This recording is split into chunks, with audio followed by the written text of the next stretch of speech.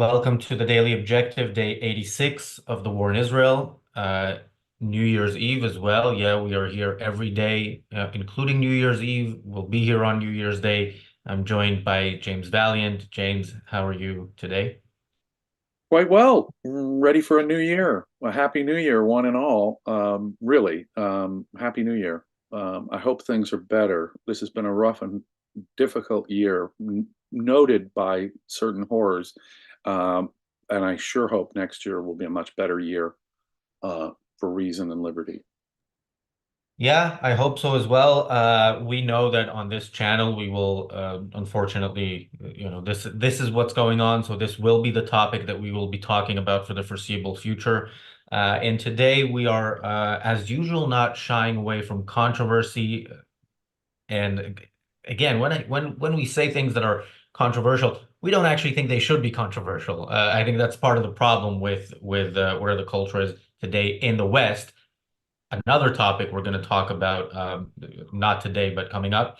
But yeah, today we are comparing the culture in Nazi Germany, and in Germany before the Nazis came to power, with the Palestinian culture today. And again, as it has been, what are the differences? What are the similarities? What are the fundamentals in a culture that led to the Holocaust, and a culture that led to October 7th and everything that Hamas and the Palestinians were doing up until October 7th. So, I was looking up on YouTube. I just searched Palestinian culture, and almost all the results I get are food. Now, food is a big part of any culture, For the but it's not the only part. You get right.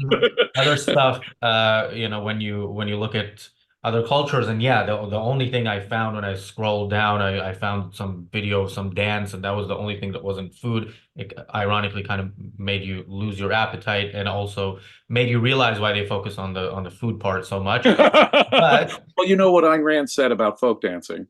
If you've seen one group of peasants jumping up and down and clapping their hands, you've seen them all. But in the Palestinian case, they'll often jump up and down with guns in their hands on top of an Israeli flag, and disgusting things like that, especially in this context. yeah, although this is not what you see, that again, it's shown as nicely as possible when you search in the results that you see when you search Palestinian culture. Something else Ayn Rand said in this context of, when you think of other cultures, you will see food, but you'll see art, and you don't see much of that. And yeah, as students of Ayn Rand's philosophy will know, art is just like food is non-optional. Like, you can't not have food. Art is not optional. Right. There is no culture you will find now or at any time in history that doesn't have some form of art. And Ayn Rand defined art as I don't know why I always lose this quote when I'm about to say it, a metaphysical recreation of reality based on the artist's metaphysical Collective value recreation of judgment. reality based on the artist's metaphysical value judgments. I should know that whenever I'm about to quote her on this, I forget it and just have it ready in front of me. But yeah, now when we think of the art in Palestinian culture, there's a reason why you don't find it when you search Palestinian culture and they want to show you the best of it. Um, so now this is somewhat cultural, somewhat educational, but somebody commented in recent videos about Farfour, and asked why don't you guys do an episode on Farfour? Now I don't think Farfour deserves a whole episode, but he deserves an honorary mention. James, do you have any idea who Farfour is? No, I am not Well, going to discuss him in any way. prepare to be amazed and transported into your childhood. And this is the Daniel. Do we have that clip ready before I Yeah, yeah, talk it up? Yep. All right. So Mickey Mouse without a doubt. This sure. is the Everybody knows Mickey Mouse. so this is the Palestinian version of Mickey Mouse.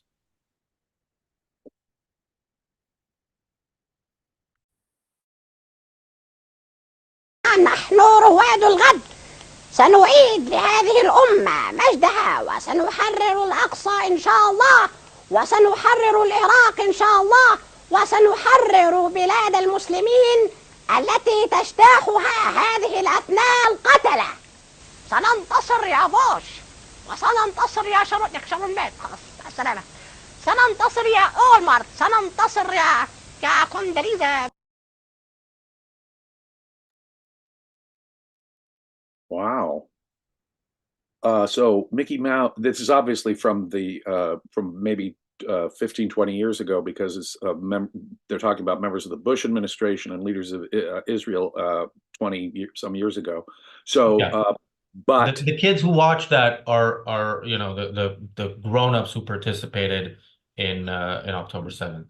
but consider this is it. These people hate civilization.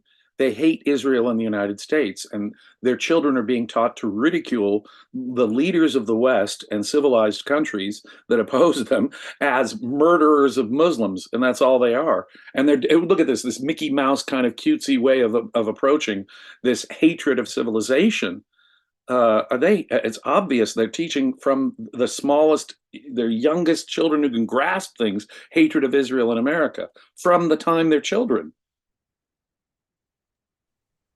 Yeah, it's on a recent show we were talking about the Houthis in Yemen, and I shared this video of them dancing on an Israeli flag. I found that funny. You didn't. You almost want to laugh at it because it's like, but then you realize what it is. This is propagandizing children to become murderers, Exactly. to aspire to become murderers, and this is not just Farfour. This is the songs that children sing. I mean, this is stuff you can find online as well. Wow. This is how they are brought up, and again, people have free will. People can be brought up in a certain way, and we know many are who reject our culture. But it's not easy. It's not easy when you've been brainwashed, and it's not difficult to see how that kind of growing up with those kind of symbols leads you to become what so What many they are. Palestinians have become. What they are. I mean, this is the culture that produces October 7th. This is the culture that produces September 11th, 2001. That's what these people are about. They are about the taking down of civilization. They're brought up to hate Israel and the United States from their earliest childhood. And this is the equivalent of culture. And when we're talking about things that are unavoidable, things like art and childhood education to food, one of the more fundamental things that's inescapable is philosophy. And if we're comparing, say, Weimar Nazi culture, it's on an entirely different level, philosophically speaking. The German world was the land of poets and philosophers. These people had sophisticated science and philosophy and art on a scale that makes contemporary, at least, Muslim culture look pretty savage. The Islamic world had a golden age. Unfortunately, that was 800 to 1200 years ago. And unfortunately, the last few centuries have seen them decline and recoil into a barbaric, primitive kind of mysticism. So if I'm comparing, say, the culture of Hamas and Hezbollah to the culture of the Nazis, there are a lot of important comparisons. They are racists, they are anti-reason mystics, they are overt self-sacrificial mystics. So they contain the essential triad of evils that we as objectivists know to be the fundamental cause of evil in the world. Overt irrationality, mysticism, in spades, overt altruism, self-sacrifice. Martyrdom is what these people call for. But Hitler himself, he was more consistent altruist than even the communists were. So he demanded self-sacrifice too. Collectivism, tribalist, racist collectivism that hates Jews. Boy, oh boy. And there's another one, collectivism, tribalism. So whether it's the mysticism, the overt anti-reason, whether it's the altruism, you have to be willing to die for the cause, or whether it is this bizarre, racist, ugly, primitive hatred of Jews, that kind of tribalist collectivism, you'll notice the dramatic similarities, only it's on a far cruder scale, far more primitive scale. These people didn't have Immanuel Kant or Karl Marx in their German philosophy, or motivating something like motivating something like Adolf Hitler. It's a much simpler, and you don't need Leonard Peikoff's ominous parallels to understand these savages. They're By at a the way, much you should lower. read Leonard Peikoff's Ominous Parallels, Yes, which I was going to bring up in a minute. you absolutely should. It's one of the Actually, greatest books ever written. I want to ask you, doesn't that make in a way, doesn't it make does the fact that Germany had this culture, does it make it better or does it make it actually worse? So, I was watching also in preparation for today, I was watching a video about Germany in the 1930s, and the person, the narrator introduced it as Germany in the 1930s before the madness. And I was thinking, why before the madness? The madness isn't just the actions taken by the Nazis. The actions followed the ideas, and the ideas were there and, had been around for a while. And that was certainly a part of the madness. So at no point in the 1930s, even before Hitler came to power, was it before the madness. The genius of Leonard Peikoff's book is to point out that it was the poets and philosophers, it's the stuff before the madness that created and necessitated the madness.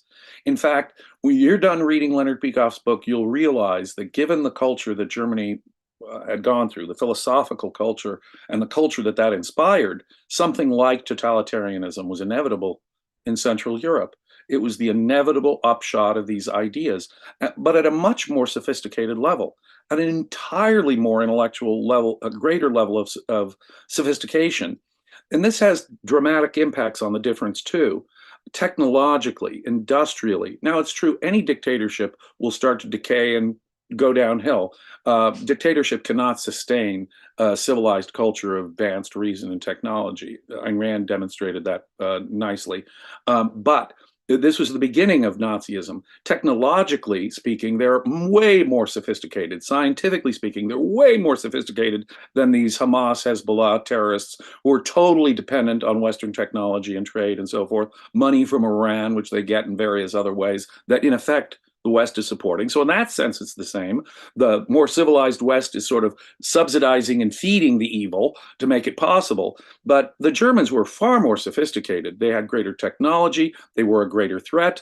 And so what I guess I'm saying is that these savages will be, once we have a similar will to take them on as we did the Nazis, they'll be far easier to destroy and take out. These people are crude, primitive savages compared to the Nazi and communist monsters of the 20th century. Nazism and communism were infinitely harder for the West to deal with than these would be theoretically if only the West had the backbone and the moral clarity. Yeah, I was going to challenge you on the fact that this should be easier or that was more difficult. Militarily, yes, militarily defeating the Nazis was so much more difficult. But if you don't actually believe that you are right, and today I saw the U.S. Hit some boat or something of the Houthis, and 10 Houthi terrorists died, and the U.S. issued a statement: we don't want escalation. I mean, can you imagine that again? Can you imagine that back when fighting the Nazis? So I think there's a context here which is the West that has declined. The last 100 years has seen a dramatic decline in Western confidence and clarity on moral issues like this. Our understanding of freedom and civilization as such have declined. We've come to the point where all cultures, are equal, and who are we to criticize those savages over there? We've come to a point where the confidence of the West is so shattered. We're the evil imperialists. We're the evil colonialists. We're so much stronger. And in fact, this technological power imbalance is part of it. Whoa, well, we can't really use our technology as we could because this is not even a fair fight. Well, right. Take them out now. They can be, these murderers are easier to take out than the murderers, several decades ago. But that's part of the altruism that the West is suffering right now. We think that our comparative strength should hold us back when in fact we should have the moral confidence to use it. And if we did have that moral confidence, as we've been saying in previous episodes, it's the willingness, it's the moral clarity that is really more fundamental than any technology or economic superiority, which we've got all over these savages.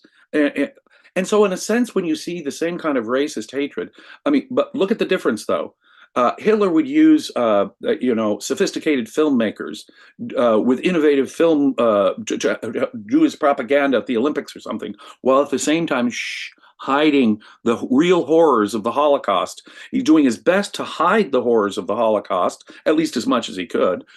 It still doesn't excuse British and American governments not allowing Jewish refugees in at this time, a despicable moment in human history, frankly, when the civilized world turned their back on Jewish refugees trying to escape Europe when Hitler was taking over.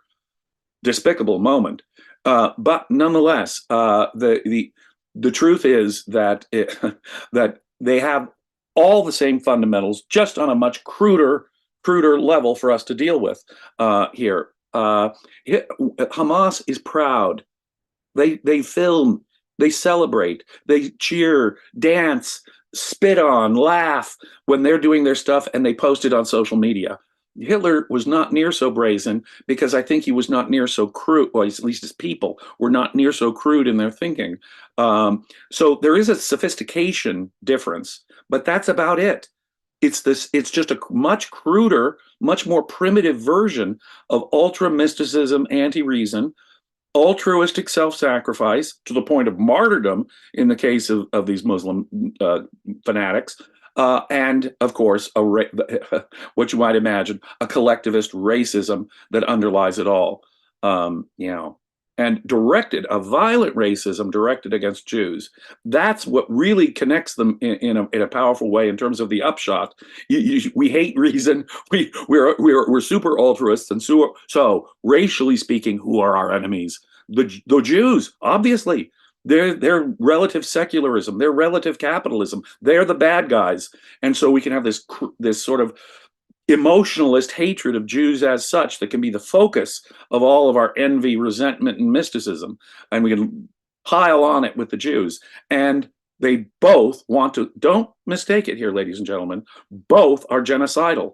As we covered yesterday, anyone who talks about a right of return of Palestinians, they mean the destruction of Israel. That is simply code for destroy Israel. These people have the same exact anti-Semitic genocidal impulses that the Nazis did.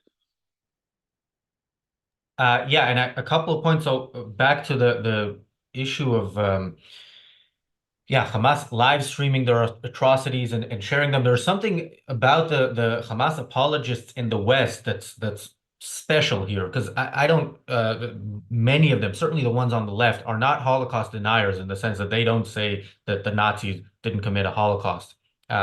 They are denying what they saw with their own eyes. They didn't see 6 million bodies in Germany. They saw, or in Europe, but they did see the atrocities of October 7th. And again, this is a topic for another day, how the anti-Israel crowd and the left in general, how they let themselves get away with these mental gymnastics. But there's also the issue that, anti-Semitism is not the fundamental, neither in Nazi Germany nor in Palestinian society. It is a result of their philosophy. And yeah, by the way, this show is not sponsored by Leonard Peikoff or his book, The Ominous Parallels. but yeah, he wrote this published it 41 years ago, about comparing the culture in Germany before the Nazis came to power and in the United States when this was written.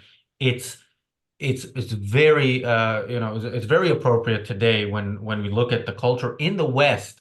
The culture in the West is a culture, and again, today it's not just the fundamentals that you have to dig deep. It is actually, you see people marching in the streets, in support, really marching in the streets in support of the extermination of the Jews, however they may word it. No, we objectivists don't have a deterministic view of history. We're not. We believe in free will. And we believe free will is really just the agency of human thought and the ability to regulate our own cognitive functions. On the other hand, humans do have free will. There's nothing inevitable about this. On the other hand, one would say Dr. Peikoff was a prophet, was prescient, must have had some mystical powers of seeing the future. It's not mystical powers. It's the power of philosophy, the actual power of ideas in history, the main shaper of human history. And 40 years ago, he was on this it's as though he predicted the American culture, Western culture of today in a frightening way. And so, in effect, what we're seeing is the excusing and the sanctioning of, in effect, Nazism only on a cruder level. You listen to all these Hamas sympathizers, it's the same essential set of ideas, right, that lead to Hitler. Now, it's true, Hitler had this industrial technological state that permitted him to do mass production murder and torture. It could be in the millions and millions, in part because it was in secret, but also because he had a much more sophisticated, scientifically, technologically sophisticated, industrially developed country. He couldn't have sustained that over time. Dictatorships cannot. But that's the difference in terms of the numbers. Let me ask you just in general, do you think that if they had the technology to slaughter all, I got the number wrong, it's more like a little over 9 million is the population of Israel. There's about 8 million Jews in Israel. But do you think they would stop, they would hesitate to kill the 8 million Jewish residents of Israel tomorrow? They didn't stop, by the way, they didn't stop on October 7th. Israel was unprepared, but once it could, it stopped. It was Israel that stopped it. So no, had Israel, like we've said, when we compare this to the Holocaust, the problem for today's people who are trying to exterminate the Jews is that the Jews are armed. That is what makes it so much more difficult for them to do what they want. But they want exactly the same thing when it comes to they the would Jews. happily And again, kill all 8 million Jews in Israel if they had half a chance. And you're right, it's only because Israel is well armed and they're the more technologically, industrially, and scientifically advanced group here. So it's just on a cruder level, but it's the same ideas in effect. And that's, I think there's a great lesson here, just in pure philosophy, ladies and gentlemen. All those sophisticated ideas from those brilliant German philosophers like Kant and Fichte and Hegel, Marx, they're really dressed up, naked, primitive, religious savagery.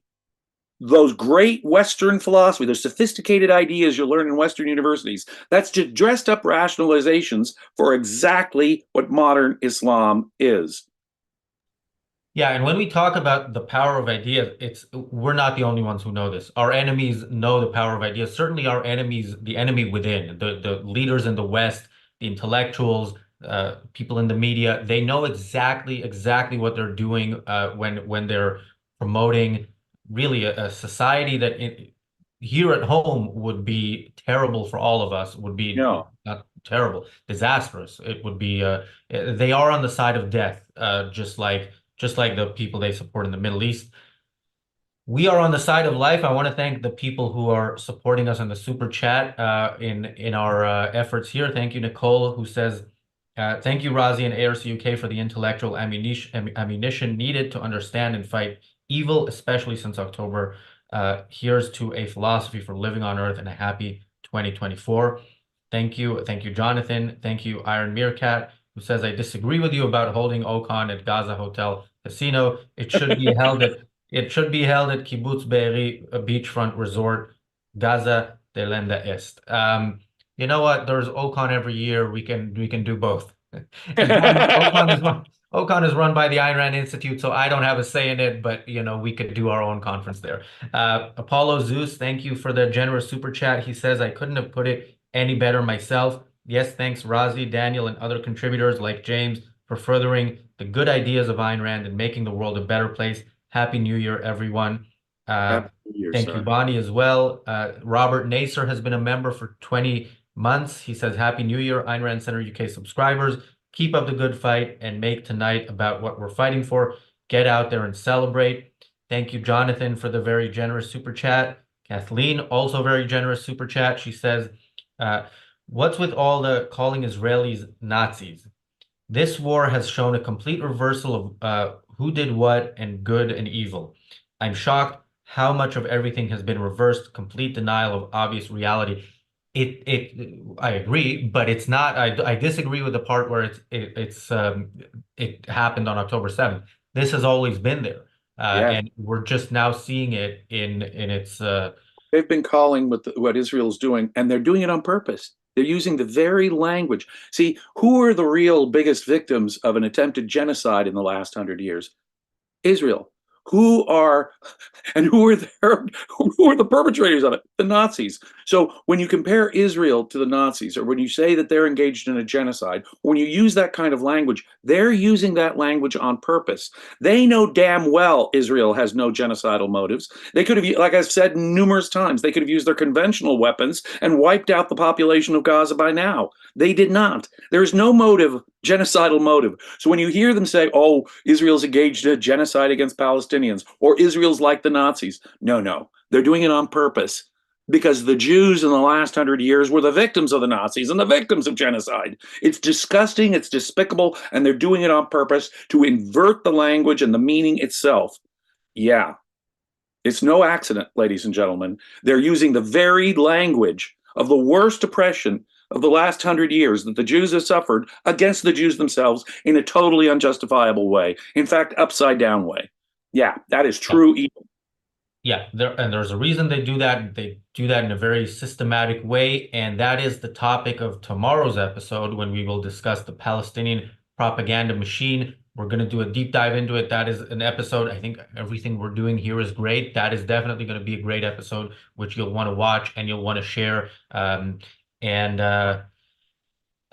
yeah, and of course it's New Year's Eve, but you know, alcohol drinking is you know, it's against the Quran, so of course we're not going to do that at all. And we No, will in be fact, here. it's like, I'm not a big alcohol drinker. I really rarely drink alcohol, but tonight I will. And Robert has inspired me. I will have a toast in alcohol to religious Muslims. And And I'll have some. I know it's not kosher either, but it is also offensive to Muslims. So I think I might have some ham and have some alcohol and do it just for our friends in Hamas and Hezbollah. I put friends in air quotes. yeah, I wish them all well, dead. I wish I them all don't. dead. I wish their ideology buried. And I can think of no better way of celebrating our positive love of life than to take things that might be offensive to religious Muslims. And I look, there are a lot of Muslim people that are wonderful, of course, and I would not normally just try to offend anyone's beliefs.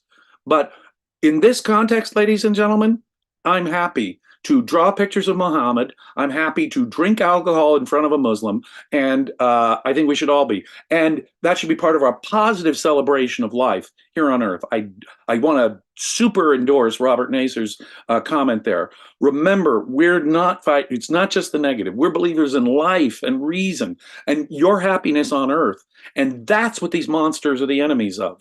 Bear that in mind. But celebrate, enjoy your life. That is in the face of all of this mysticism and altruism, tribalist collectivism. Yeah. Yeah, and if you are gonna celebrate, have some hangover cure ready so you can join us tomorrow. And yeah, let me wish you, James, and everybody watching a happy New Year. And may 2024 be the year where the Palestinian cause finds its rightful place in the ash heap of history. And until it does, we will be here covering the journey towards that goal. Thank you, James. Thank you, everybody, for watching, and we'll see you back here tomorrow.